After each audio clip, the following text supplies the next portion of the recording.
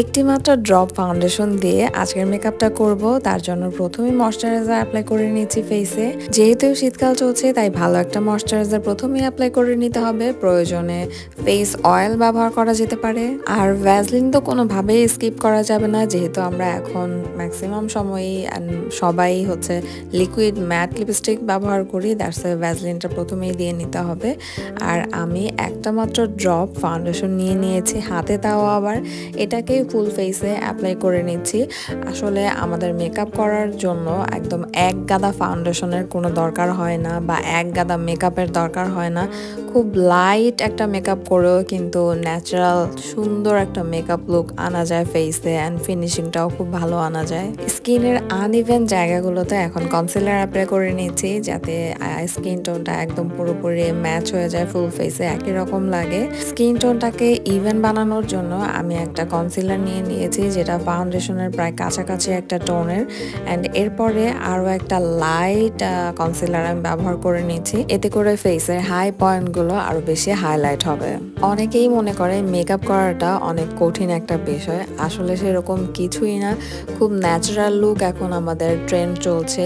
এই ন্যাচারাল হালকা বা লাইট মেকআপটাই কিন্তু এখন অনেক ট্রেন্ডিং। কিছু বছর আগে কি হতো, একেবারে মেকআপটাকে ডলের মতো বানিয়ে ফেলতো, মানে কন্ট্যুর বা হাইলাইট এগুলো কোনো ম্যান্ডেটরি বিষয় ছিল না, কিন্তু এখন এগুলো ম্যান্ডেটরি বিষয়। আর ডে বাই ডে যতই দিন যাচ্ছে আমরা ন্যাচারাল মেকআপের প্রতি ঝুঁকে পড়ছি। ন্যাচারাল মেকআপটা আমাদের এখন পছন্দ হয়।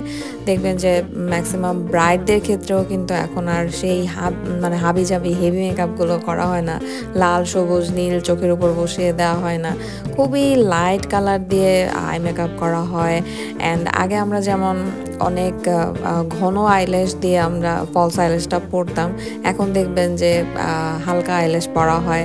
আবার অনেক ক্ষেত্রে দেখা যায় যে এখন তো ফলস আইল্যাশ পরেও না, অনলি মাস্কারা দিয়ে আইল্যাশটাকে সুন্দর করে সেট করে নেয়। আসলে এগুলাই এখন ভালো লাগে, এগুলাই এখন ট্রেন্ডিং।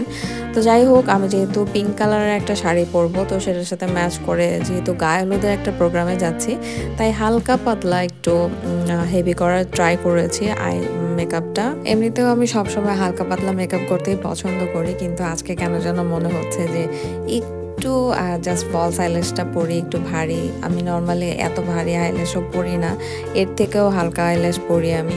আইলাইনারও দিই নাই, আইলাইনারের বদলে জাস্ট ব্লু কালারের আইশ্যাডো দিয়ে একটু সোয়াচ করে নিয়েছি আইলাইনারের মতো করে। আর আমার কাছে মনে হচ্ছে আইলাইনারের ট্রেন্ডও চলে যাচ্ছে আস্তে আস্তে। অনেকেই দেখি যে এখন আইলাইনার পরতে পছন্দ করে না। তাছাড়া এই টাইপের লিপস্টিক কম্বিনেশনও ইদানিং আমার কাছে খুবই ভালো লাগে। ব্যাস রেডি হয়ে গিয়েছি গায়ে হলুদের অনুষ্ঠানে যাওয়ার জন্য। আর আজকের ভিডিওটা এই পর্যন্তই। ভালো লাগলে লাইক দিতে ভুলবেন না। দেখা হবে নেক্সট ভিডিওতে।